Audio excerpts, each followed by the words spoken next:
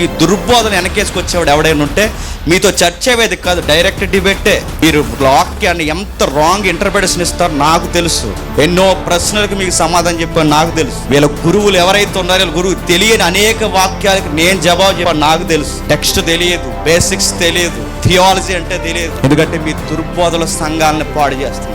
ఈదులో సువార్తలు చేస్తున్న వాళ్ళని పాడు చేస్తారు. వాక్యం చెప్పడానికి ఇంటింట సువార్తకి వెళ్ళి ఈదుల్లో సువార్త చెప్తుంటే వాళ్ళని మీ వీడియోలు చూపించి అడుగుతున్నారు. అందుకే అడుగుదాం, క్రైస్తవ పెద్దలను కూర్చోబెడదాం. రక్షణ టీవీ దగ్గర నుంచి క్రైస్తవ పెద్దలు ఎవరైతే ఉన్నారో వాళ్ళందరినీ కూర్చోబెడదాం, వాళ్ళని జడ్జిలుగా పెడదాం, టాపిక్ పెట్టుకుందాం, డైరెక్ట్ డిబేట్ మాట్లాడదాం.